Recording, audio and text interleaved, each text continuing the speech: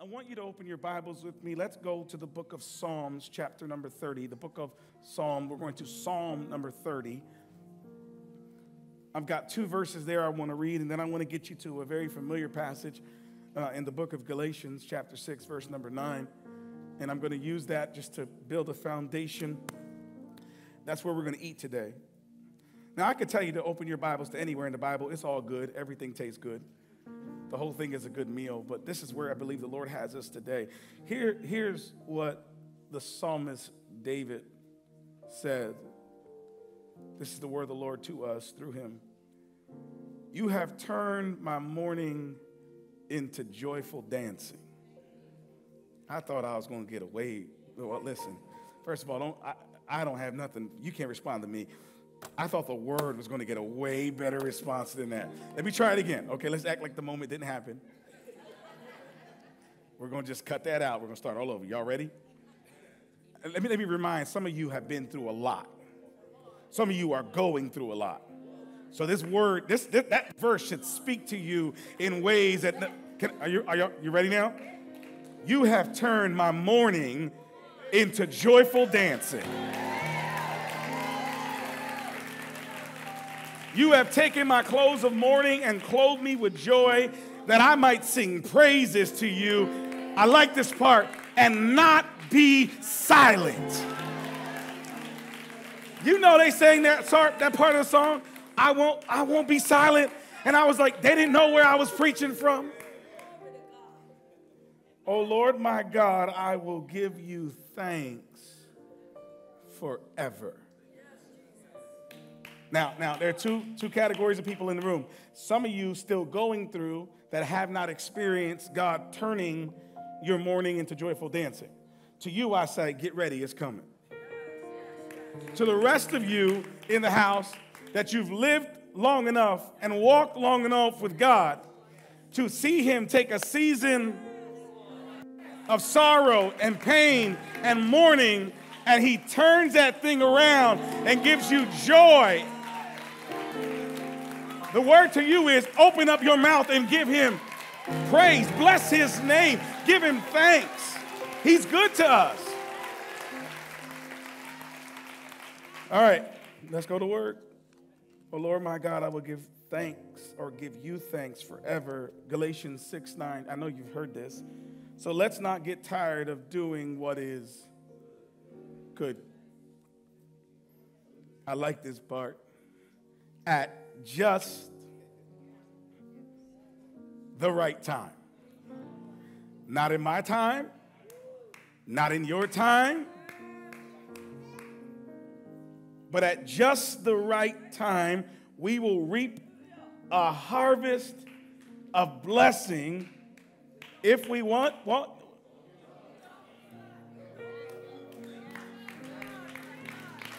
It's conditional. Says at just the right time, we will reap a harvest. Here's the condition: if we don't give up. That's pretty easy. Now, wait a minute. Easier said, I know, but I want you to see. He just says, just don't give up. He didn't say you had to be the MVP. He didn't say that every day had to be smiles. He didn't say that the sun was going to shine every day and that you were going to feel like it. He just said, whatever you do, don't give up. Why don't you turn to your neighbor and you preach the message to them and say, don't give up. Don't give up. Don't give up. That's the only condition. All you've got to do is stay in the fight.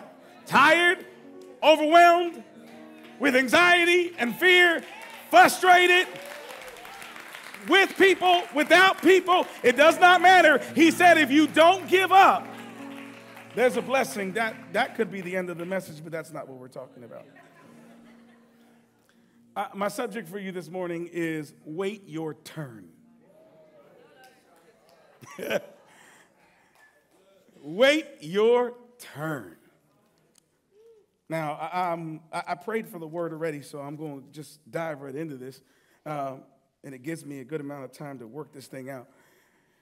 I'm not very fond of line jumpers or line butters, whatever you want to call them. Y'all know what a line jumper is? Somebody that butts to the front of the line. How many of y'all like me? I'm just not very fond of them.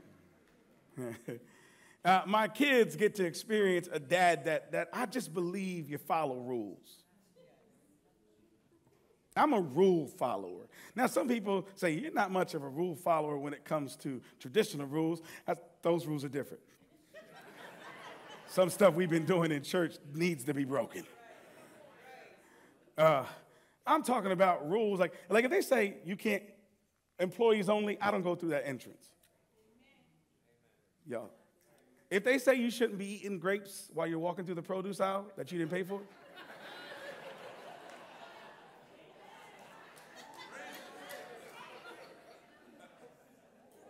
you might be stealing.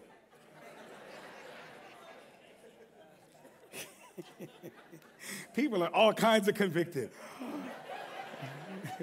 They don't belong to you. That belongs to Giant Food Markets. That's who it belongs to. I just don't like line jumpers. We spend a lot of time at like amusement parks in the summertime. We love Hershey Park. We spend some time there. We're at Disney World. I'm not going to say nothing about that. I could talk for days on a whole message on that. But I don't like when I see people jumping in front of the line. And I even don't like if like you got family that was way in the front of the line and we're like, we're together. But no, y'all not together. Obviously, you're not together. If you were together, you wouldn't have to cross over me to get to them. Y'all ain't together. Am I preaching to anybody in this house?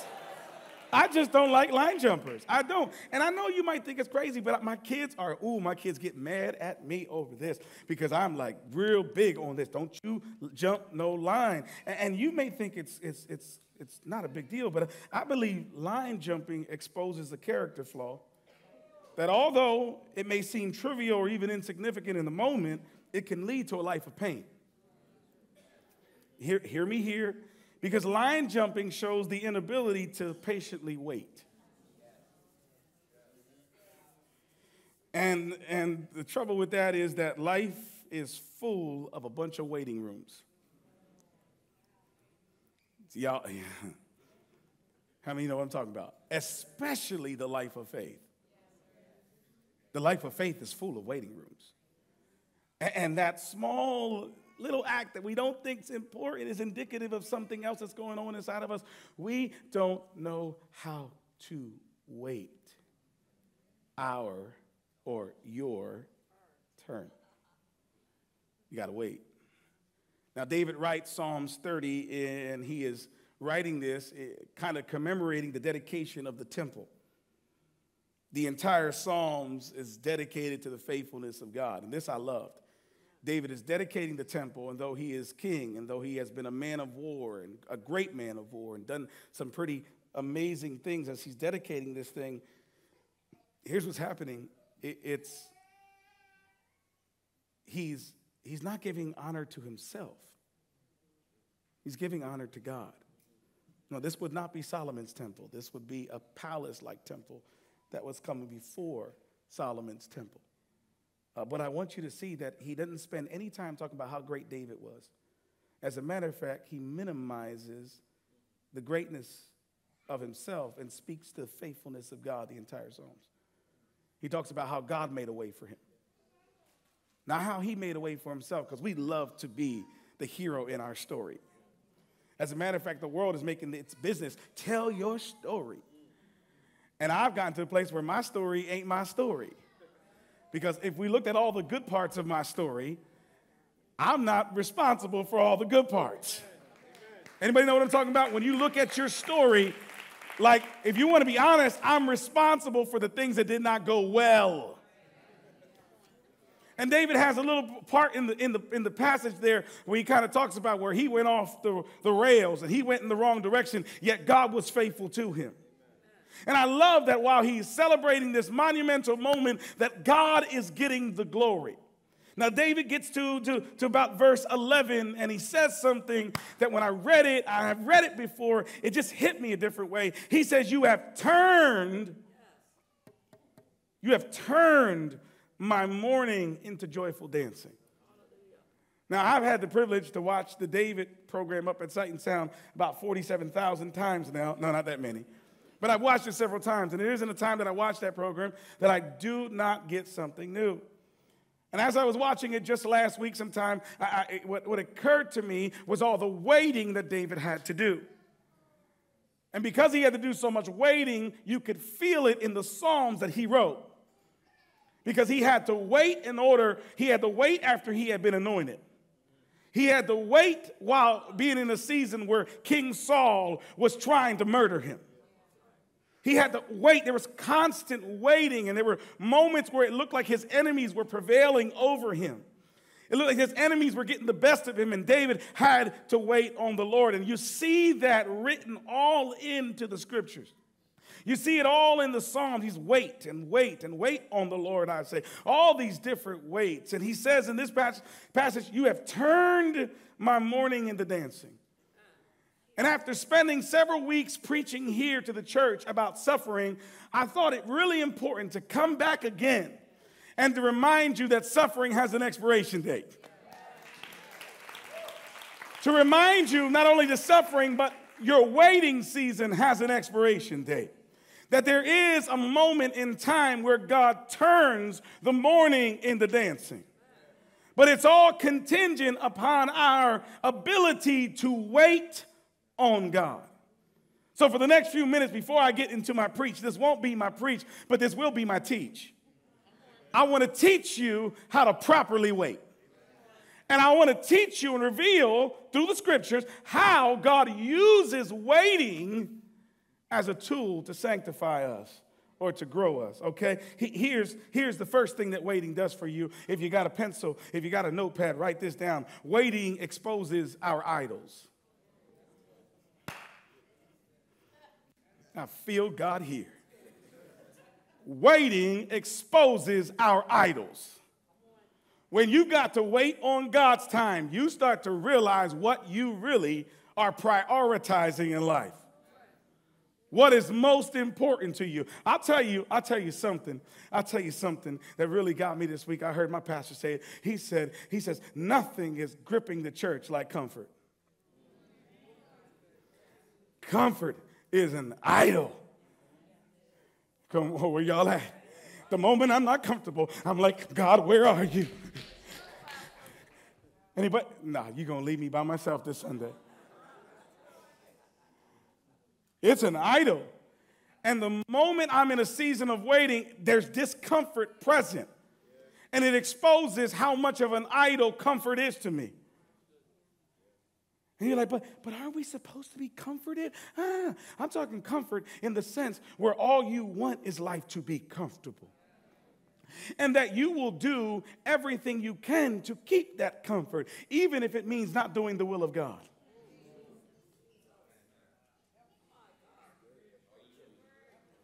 Waiting on God for your finances reveals the idol of greed, of self-sufficiency.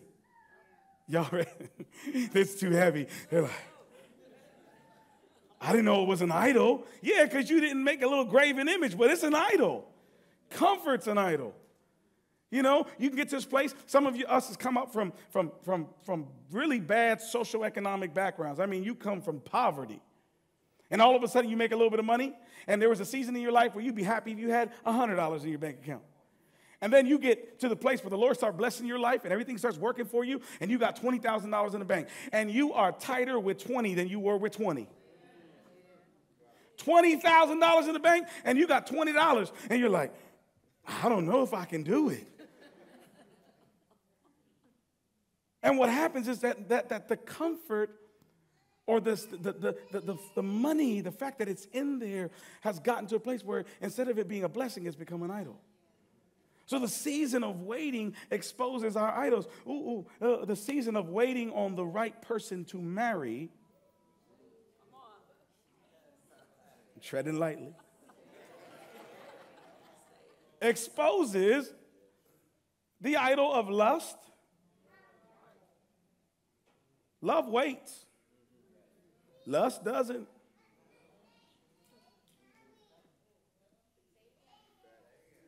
Waiting exposes our idols. Now, it might not be that. You might be praying the Lord give you a ministry, the Lord give you a business, and you're building that thing from the ground up, and it's taking time. Thank God for the wait. Because when he finally hands you something, he'll be handing a blessing to someone who has the spiritual fortitude and capacity to hold it and not break under the pressure. Because I believe, my pastor said this as well. He said one of the greatest challenges, he was speaking of the church, is that we're addicted to success. And I don't believe it's just the church. I think it is. It's us. We have this addiction to God giving us this thing and this blessing, and we don't realize that you need to have a structure to hold the weight of a blessing. And waiting gives us an opportunity to develop that structure. Are you ready? See, God doesn't waste our waiting. He uses it to conform us to the image of his son. So waiting, I believe, is a part of God's plan of sanctification.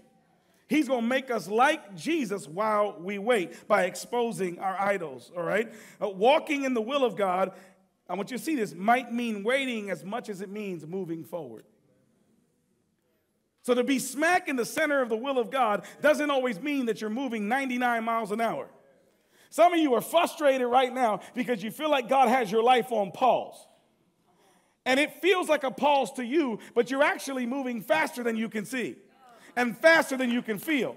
Because in the pause, in the waiting, God is actually growing you internally. But we are so fixed on what we can see with our eyes that we miss much of the work that's going to take us to where God is trying to get us. It's internal work that cannot be seen with the eye. Somebody help me preach this morning. I'm not trying to be your therapist, but I'm trying to get you to understand that God wants to work on the inside before he ever starts working on the outside. And he does that by making us wait. I'm tired of waiting, Pastor. I've been waiting. I've been praying. I know, but obviously, God's not done with the waiting season in your life. That means there's still work to be done. And what we should do when we're tired is throw our hands up and say, Lord, do what you've got to do. Fix me how you've got to fix me. Because I don't know how much more longer I can stand waiting. Fix me quick, Jesus. Are you with me? Now, here's the next thing. Waiting on God is not a passive activity. You don't wait on God doing nothing. See, we got to get it out of our mind that when we're waiting, we're just doing nothing. I don't know about you, but when I'm having to wait, maybe it's all the letters, my A, D, D, H, everything that I got, but I don't waste no time. If you got me waiting, I'm reading an article. If you got me waiting, I'm responding to an email. If you give me a little window of time, because I got a really busy life between the family and ministry, it's a whole lot going on, I don't waste time because I don't believe that waiting is necessarily a passive activity. I believe that while you're waiting on one thing, you could be growing in another area of your life. And when it comes to our relationship with God, when God says, I want you to wait, I need you to understand this today. You just don't wait hoping God shows up. You just don't wait hoping God shows up. Are you hearing me? You wait and you worship. You wait and you honor and serve God. Are y'all with me? You wait and you build the skills. Because you got to put some feet to your faith. You can't say, Lord, give me the business, give me this opportunity, open this door, and there you are just praying and waiting in your closet. The devil is a liar. I hope you're getting the education and the tools and making the connections and doing everything that you could possibly do with the hands and the feet that God has given you so that when the door finally opens up, you come through the door fully developed. I'm preaching way better than you responded. Fully developed, ready for the opportunity that is in front of you. I think so many times we're just like, Lord, do it all for me. He's like, I'm going to do my part. But I've already given you all the tools to do your part. And if you will wait, not in a passive way, but in an active way. Can we go here? Waiting is the active process of asking, seeking, and engaging with God. Let me tell you, when you don't wait actively, you'll become discontent. I texted my pastor right in the middle of service because he said something to me in the middle of a conversation that just hit me. Here's what he said. He says, it's hard to satisfy a discontented heart. Did y'all hear that? He didn't even know what he was just talking about something else, and he just be dropping these nuggets, and I just was. And today, as I was preparing and looking through the message, I said, I got to ask, well, there was a quote you said. He said, yeah, it's hard to satisfy a discontent heart. And if you're in the place of waiting and you're not actively waiting, if you're not asking, seeking, and engaging with God, I find people pray and then they step away hoping God's going to show up, and they stop the connection. They stop the active asking and engaging with God. And what eventually happens is you're praying and you're asking for God to do something, and it's not happening. And because it's not happening, your heart becomes discontent. And then there's nothing God can do to ever make you feel better.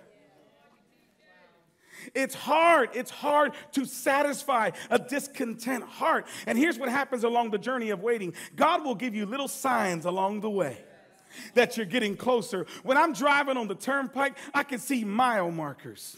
When I'm driving on the turnpike, eventually, Pastor Mike, there's a sign that says Lancaster, 15, 20 miles. See, there are little signs along the way that God just reminds you that you're getting closer. He reminds you that he's with you. He won't leave you nor forsake you. But here's the trouble. When your heart is discontent, because you haven't been waiting actively, it's easy to miss the signs.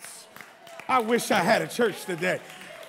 It's easy to miss the signs when your preacher is standing up on a Sunday morning and you're in the season of waiting, and the Lord puts on the preacher's heart a message to encourage you that you can wait just a little while longer because God's going to eventually open up the windows of heaven. You'll miss those signs because you're so discontent. What you want is for God to fix it right here, right now. God says, I can't do it right now. You're not ready just yet. But if you hold on just a little while longer. Tell somebody, say, don't give up. Don't you give up. I know you came to church and you're tired and you're overwhelmed and the kids got you stressed and your spouse got you stressed and the job got you stressed. You don't like your supervisor, don't like the new one, don't like the old one, don't like this one, that one. Maybe it's you. I'm just going to leave that out there. Did he just say that out loud? There's too many supervisors you don't like. They don't like you.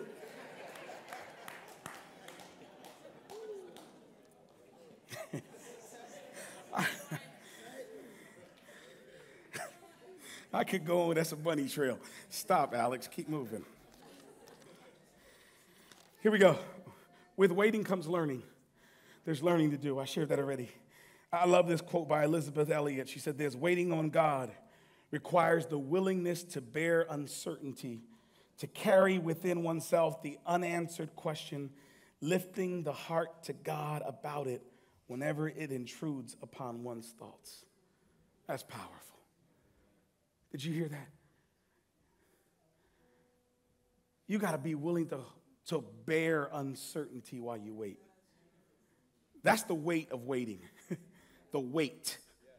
That's another word. I know they sound the same, but they're spelled different. The weight of waiting is the uncertainty that comes. There's uncertainty with waiting. And then what happens is when that creeps up into your thought life, you have to find a way to get it back to God. You got to get it back to the God whose promises to be with you through it all. Now, I want to say this to you. If God has ever made you wait, it was not to harm you. Did y'all hear me? Stop making God the bully. He's not.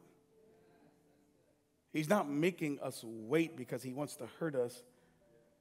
I've learned as a parent that my kids don't realize I make them wait because I'm scared they're going to hurt themselves. And I've learned that it's the same thing is true about our Heavenly Father. There are things that if we got our hands on it, there's success that if it came to you, you'd burn up in the lights. The weight of the success that you're asking for, you're not even prepared for. You don't have the spiritual grounding. Let's be real. I don't have the spiritual grounding for things that I prayed for and asked for. And I thank God that he's a good God. He's so good. He's such a good parent that he's willing to disappoint his children. I need to talk to some parents out here. You know you're killing it in the parenting game when your kids are every once in a while disappointed with you. No needs to be a part of your parenting language. Not yet. Why? Because you ought to be able to see things that they can't see. And I've learned to trust the sovereignty of God. That he knows better. He sees more than I can see. And there are things that God's going to say no to that I don't understand why he's saying no to it. But he sees something I can't see. Here's the last one. I want you to get this last part. And then I'm going to give you a conclusion. We're going to have some church here. You ready? Winners wait. If you don't remember anything, winners wait. If you're going to win, and I'm not talking about just life, I'm talking about your spiritual life. If you're going to win, you're going to learn to wait. What do you mean by that? You see, one of the reasons many people never see God working in their lives is because they never hang in long enough for God to show his power. I can't tell you the number of folks who were just that far away from seeing a breakthrough in a specific area of their life. Maybe it was their marriage, maybe their finances, maybe it was some mental health battle they were fighting against. And they gave up prematurely. And I'm telling you, as a pastor, as a shepherd, it's probably one of the most challenging things I witness is when a person gives up just short of the goal. And some of you are in that space right now that the pressure of life is so great that you have contemplated, how am I going to quit this thing?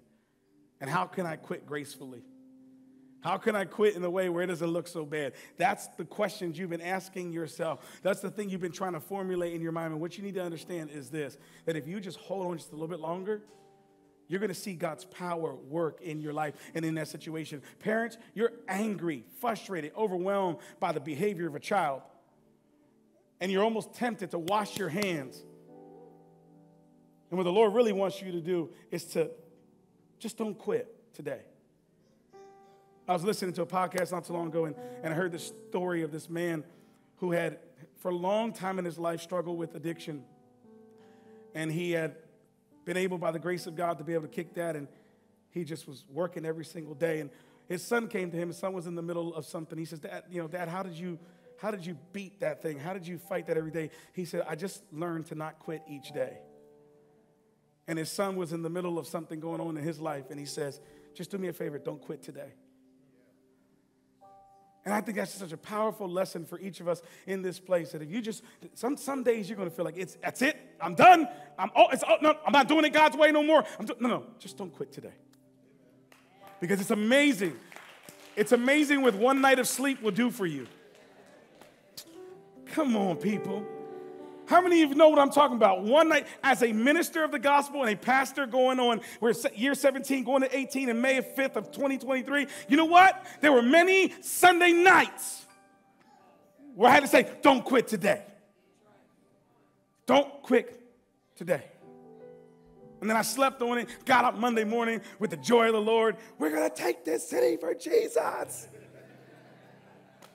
What a difference one night of sleep makes.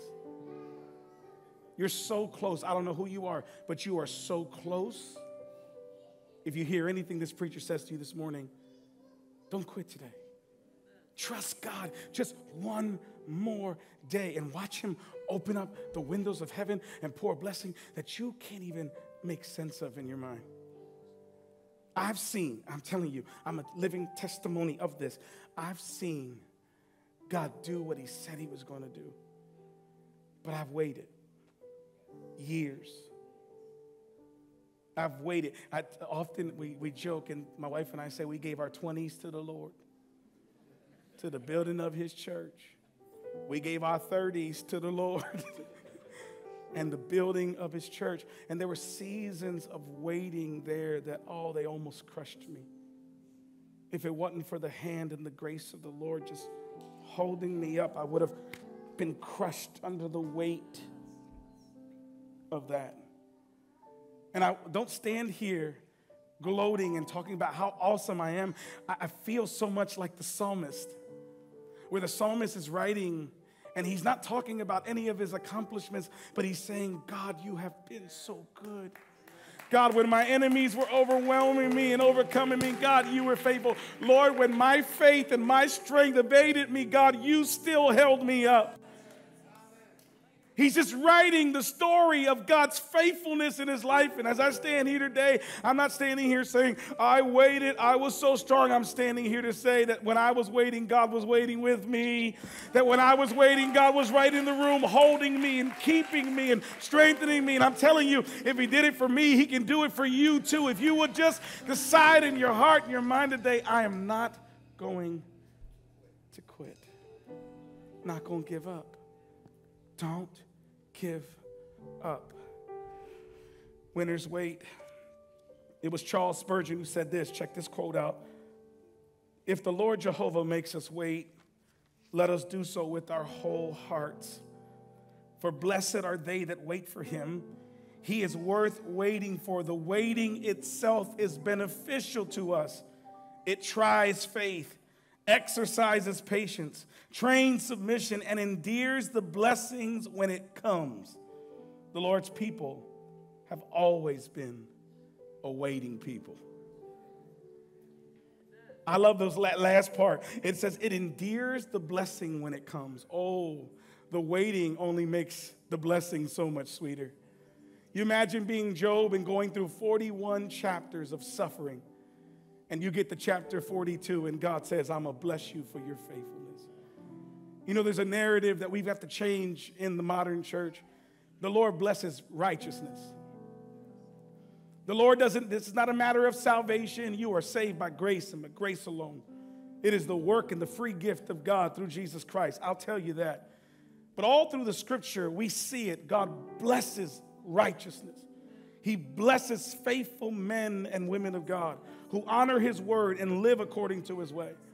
And I want to just make sure that we don't get that outside of our mind, that we keep that locked in, that God blesses the righteous, that God takes care of the people who honor him with their lives. And I want to just encourage you, for those of you that have just been doing the right thing and you feel a little tired, don't get weary in well-doing. Keep living right and living holy and living righteous, because God's going to be honored and you're going to be blessed. Here's the last thing. Let me close this out. So my son Caleb plays football, and I got another son, my son Jace. They both play football. They are the apple of Dad's eye. I love them. I love seeing them in their uniforms. I get a little proud. Y'all pray for me. I ask the Lord to deal with me. But I get a little excited when I see them in their uniforms. Come on, where my parents at, right? See my son walking onto the field. I'm telling you, I see my son, I'll just be like, that's my boy. So about a week ago, we were at a football game right after a leadership conference, and I ran to the football game, and Caleb was playing. And about a week before this, Caleb had been complaining to me. Caleb is a pretty big kid. I don't know where he got it. Thank you, Lord, for the double and the increase. Caleb's a pretty big kid. He's one of the bigger kids on his team. So Caleb plays defensive line and offensive line. He's a defensive end, and he's an offensive tackle. And he's pretty big. But Caleb came to me and says, Dad, man, linemen never score touchdowns. And Caleb's been playing a few years now. He's been playing like he's been pushing people around so other guys can score. And he was like, we're going to have to spread this out a little bit. Linemen should be able to score a touchdown at least. And he was saying this to me, and I did the typical dad preacher thing. I gave him this whole spiel that you're helping other people score. It's your touchdowns. The typical dad talk, y'all. I mean, I'm sure he was like, I've heard this sermon before. And I'm giving him this whole dad talk, pumping up about it. And I just, son, you know what? You just got to, you got to learn how to just have joy. And I'm telling him, the Lord made you big.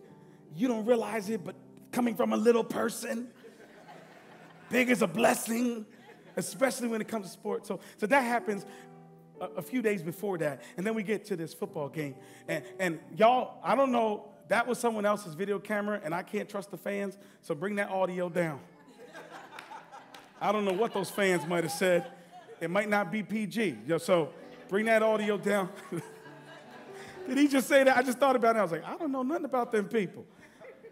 I want y'all to see what the Lord did. See, that's my son over there in the corner. That's him. Stop the video. Start all over again. I got to point this out. Hold on. Start it back again. I told you it pays to be little. Oh, take it back. You went too fast. We got to get this right. I need them to see what my son did. Oh, we starting? Go to the back. Are you ready? Go. That's my boy. Right there. Right there. Keep going. Don't stop. I want them to see. That boy ran. Hey. Look at that. Play it again. Look at that. You see? Defensive end. Did y'all see him? He got to jump on the ball. All right. So let me paint the picture. Here's what happened. Keep playing. Just keep looping that thing. Hey, this is what happened. Let me tell you what happened. So he plays defensive end. Defensive end. Some of y'all may not know football. Defensive end. Defensive end's responsibility is to protect the edge. You make sure nothing gets around the side. You turn everything inside so the middle linebackers and all the rest of your team can come and assist on the tackle. Now, Caleb didn't always like this rule about defensive end because he's like, no, I want to go inside so I can crack the quarterback. I said, son, you can't do that because you might get pushed in and then the edge is wide open. You have to play containment. He didn't like that because he don't ever like the good things his father tells him. So after the play, after he got this interception, ran like almost 50 yards, something like that. Game's over, and his little brother comes and says, Caleb, what did you do? Almost as if, give me a key. So I know what to do. And here's what Caleb said. He said, I did what my coach told me to do. And what did your coach say to do? I did my normal pattern of my steps and turn. And as soon as I was getting ready to turn, the ball was in my hands. And hold on. And they're having like a brother moment, and the preacher in me is like, oh my God, that is going to preach. If you would just do what God told you to do, if you'll just be faithful the way God told you to be faithful, if you wake up every day and honor him with your life, you're going to walk into the blessing. You're going to walk into the breakthrough. Why don't you give God 10 seconds of your best praise? Come on.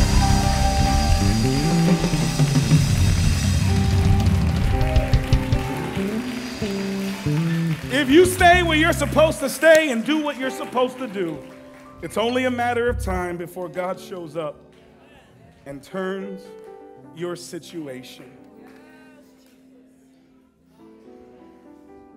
I'm telling you, it won't be overnight.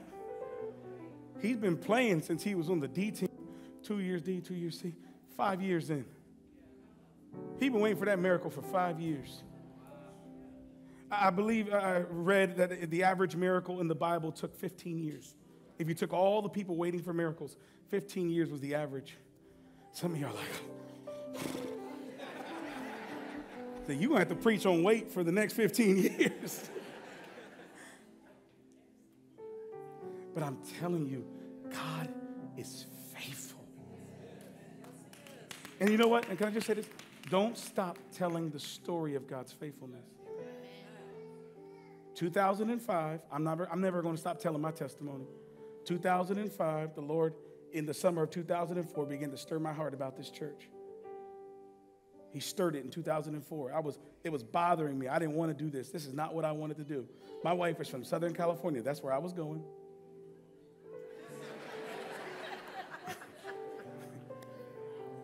I started ministry in L.A. Come on now.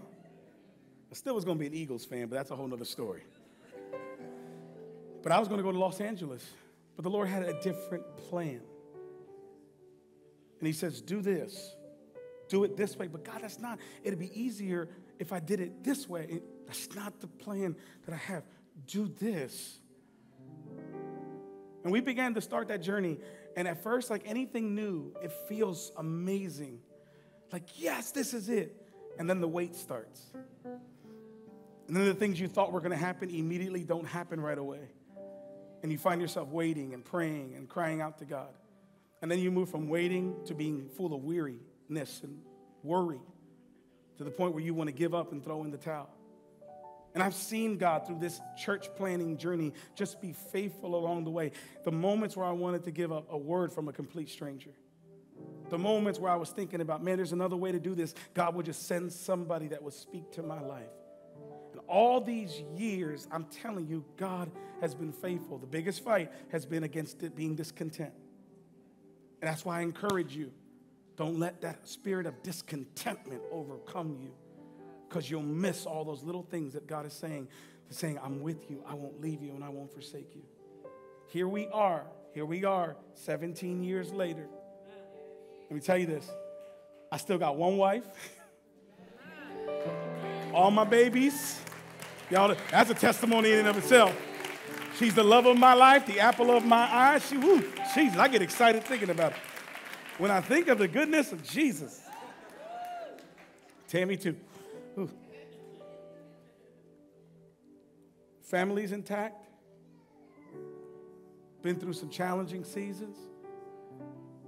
Made it through a pandemic.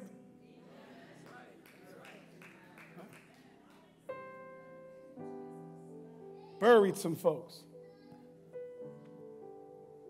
Cried and wept and hurt.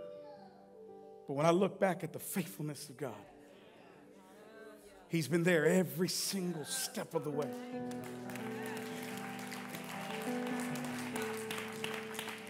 And I want to tell you that I'm still waiting. There's still some promises I have that I'm waiting on God to fulfill. And I'll probably end my life just like you, waiting on the promises of God. But I thought about that the other day as I'm sitting around a lot of folks in our congregation who are facing illnesses that could prove to be deadly. Thought about the promises of God and thought about the day that I either close my eyes on this side or the Lord returns for His church. I said, everything that was so important to me on this earth in a moment won't matter nothing to me. And I want to keep that in perspective as I'm waiting on God. That the most important thing in my life is already secure.